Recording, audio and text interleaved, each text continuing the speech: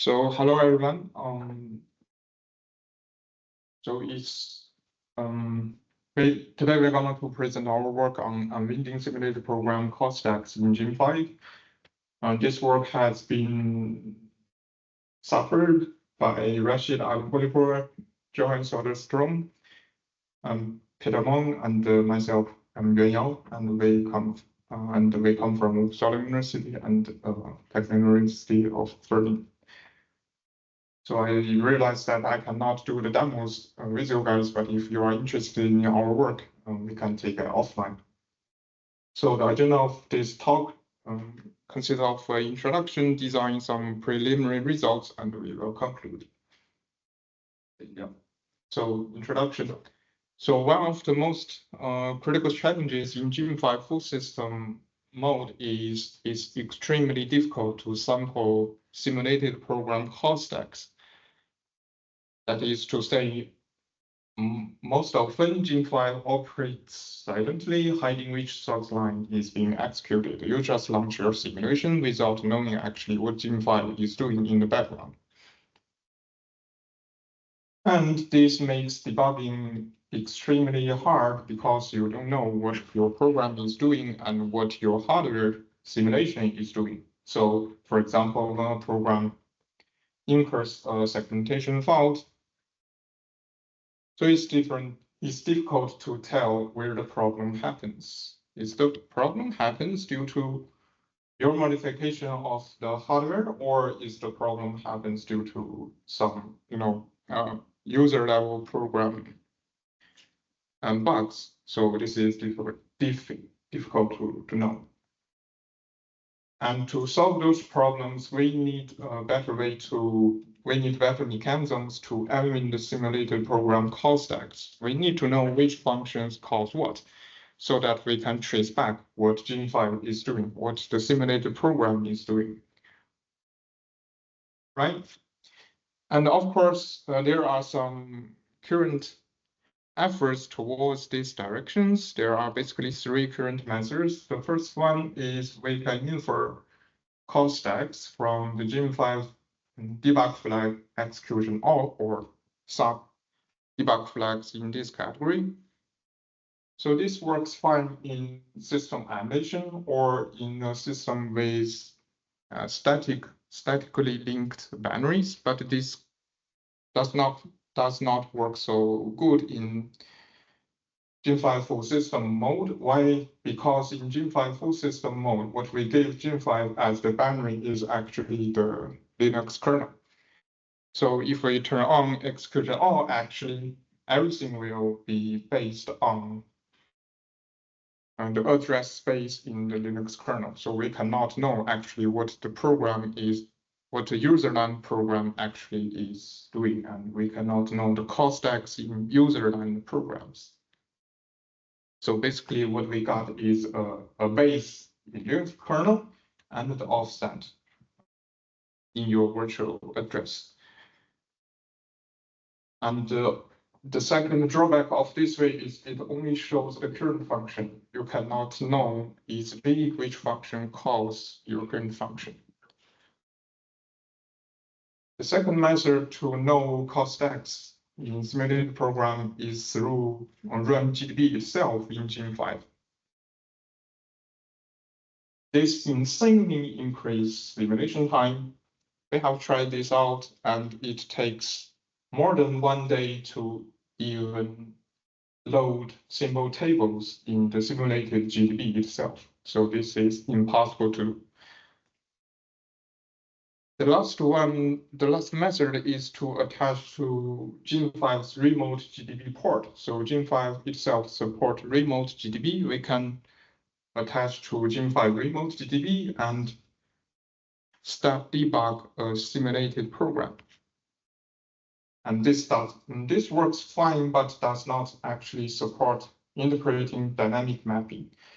So this means two things. First, if your program is compiled using pipe or using positional independent executable, then your program cannot be traced back using gem5 because the current gem5 GDB do not support dynamic reallocation of virtual memory mapping. And if your program calls shared libraries, this actually share the same problem with a PIE binary. So if your program calls a shared library, then gem5 cannot unwind your program because your program will be mapped dynamically by the simulated Linux kernel, and gem5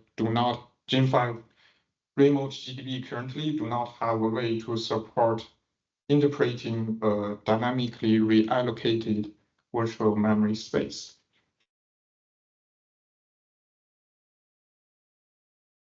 Right, and even if you have a program which is statically linked, which is not using any shared libraries, using remote GDB in gem5 still suffers. Why? Because you need to do manual stack debugging, and you can unwind stacks manually, which is not so convenient. Right. So then all of this leads us to think about there is no way but to do it by our own hands, which means we need to unwind call stacks in gem5 by ourselves.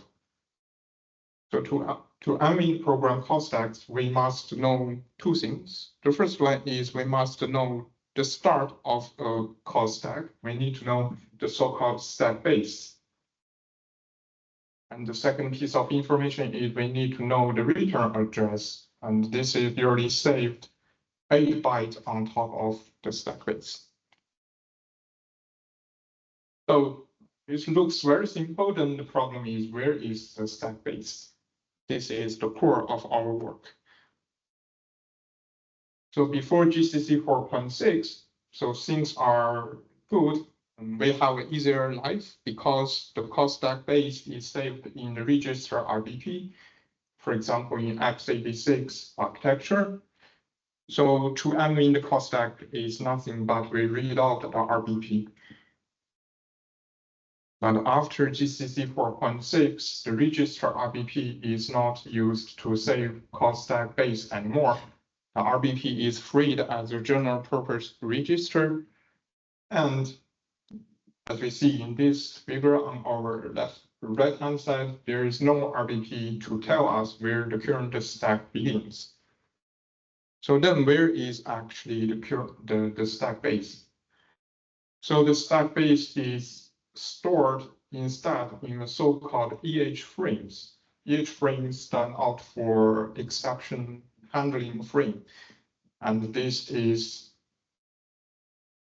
a compile time metadata that's injected into binaries by GCC.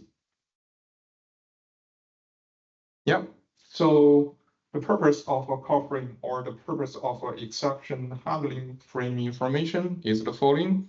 So this enables stack unwinding when your program crashes or when your program panics, or if you use GDB to actually debug your program.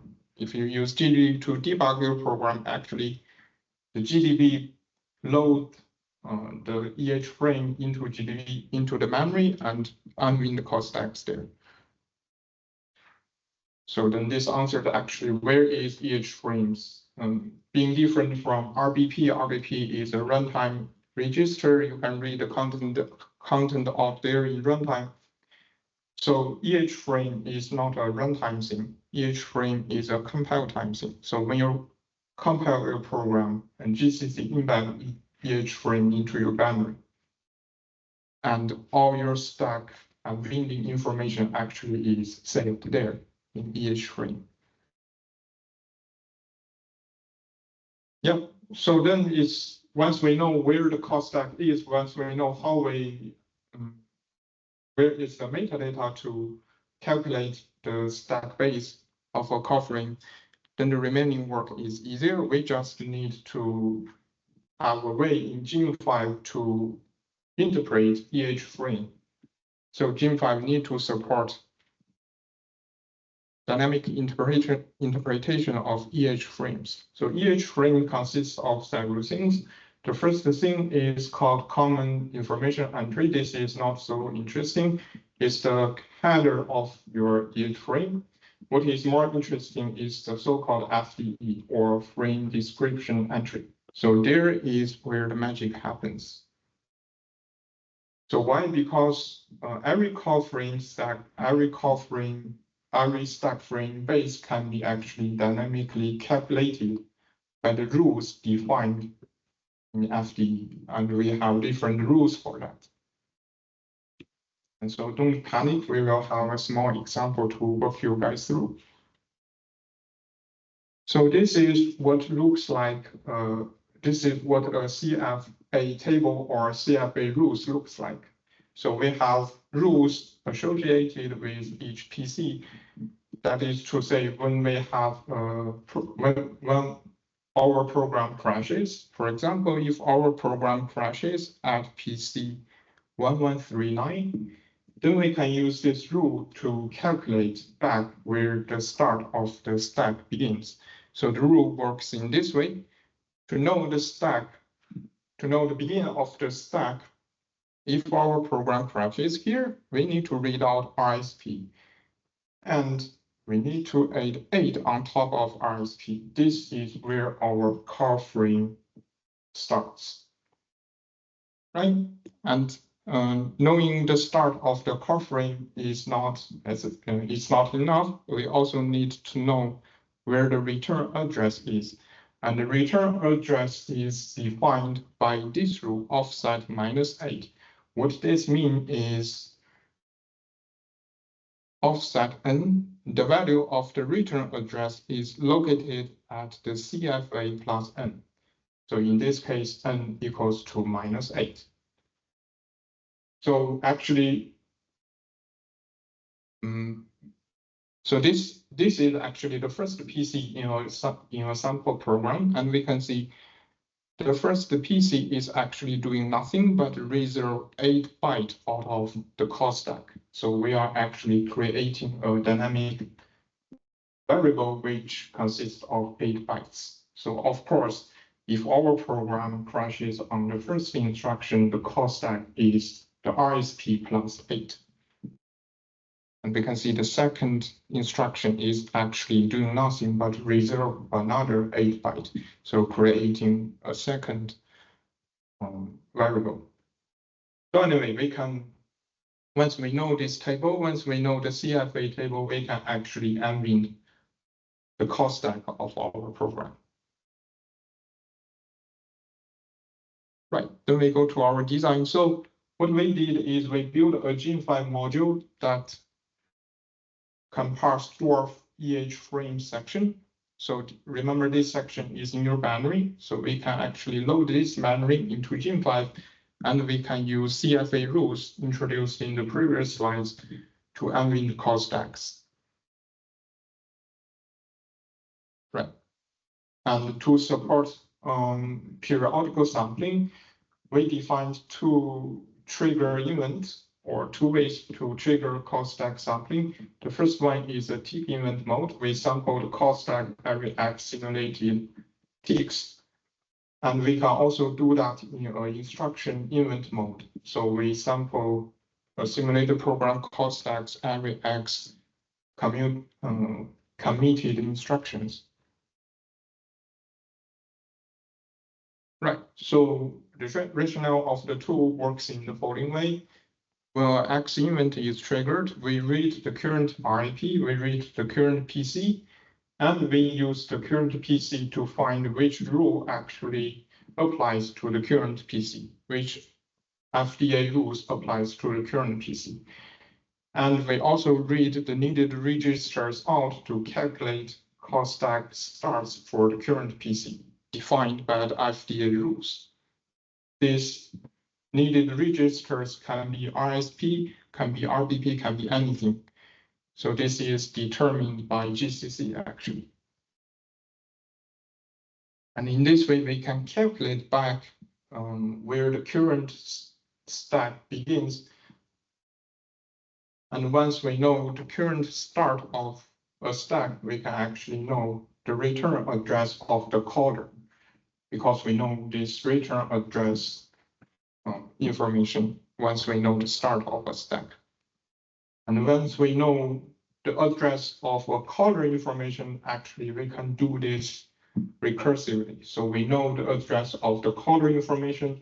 The return address of the caller is nothing but a new PC, right? So we can use this new PC to once again index into the CFA table to find the corresponding table or rules to calculate the stack start for the caller. So we repeat this process until we know all the calling information, all the call stacks, or until we have reached the start of our program. Right, so this is what we did for now, and we have working in progress work. So our tool not only support static linked binaries, we also support PIE binaries and binaries that cause shared libraries. So what we need to do is, in this case, we need to consult the dynamic mapping of your program. So in gem5, full system simulation mode, we export the proc mappings ourselves. And so when an X event is triggered, the X event can be triggered periodically by instructions or ticks. When we got a PC, this time we consult the mapping of our program to see where the PC actually locates into. So the current PC actually can come from one of the shared libraries instead of your application boundaries. So when a PC comes from a shared library, actually what we need to do is we do not load the EH frame from the application boundary. We need to load the EH frame for that shared library. And once we load the EH frame of the shared library, we can apply the same principle to unwind call stacks in the shared library, right? And once we go into the shared library, we unwind the call stack, we know, or we calculate back the return address. And essentially, we got a new PC, and every time we got the new PC, we come back to the dynamic, the memory mappings of our program, because the new PC does not necessarily belongs to the shared library. This PC can belongs to another shared library. If in that case, we load again the EH frame of that shared library, and so on and so forth. So in this way, we can actually, so essentially our tool actually supports dynamic interpretation of shared libraries or dynamic memory mappings. And we can use this principle to unwind any call stacks in any kind of memories. Okay, so as a conclusion, we introduce a mechanism to unwind simulated program call stacks in gem5. And we hope that we make it easier to debug simulated programs, because this is exactly what GDB is doing. And our approach is nearly architecture independent, because we work with dwarf call frames, and dwarf is actually architecture independent specification. So if your program, if your architecture support run ELF files, then that architecture can enjoy the benefit of this tool. And we support dynamic libraries, and this is a working in progress. So thanks, and I'm happy to take in questions. Thank you. Question. While people are thinking about it, I had a question. So you were talking about x86. So how much work would this take to get it to work on ARM? I think it quite similarly. So ARM also supports dwarf, and we can use the same mechanism to unwind call stacks in ARM. But the only difference actually happen here. So in dwarf, these CFA rules may use a different register. So instead of using RSP in ARM, it can be specified in some other registers. Yes, so I can imagine the only difference happens in which the specific registers we need to read. We also have a question? And one more real quick one. Can you use this for profiling the application to like find which functions it's spending time in? Exactly. We can actually, this is a good question. So essentially what our tool is doing is very similar to perf event. So we periodically sample a call stack, and actually we can use this information to do simulated program profiling. Exactly. Yes.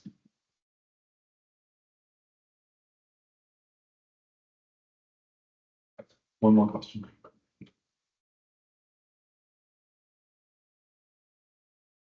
Thank you for sharing. So I have one question is that for the parsing the .eh frame. So do you know what's the challenging part right now for the gem5 remote GDB to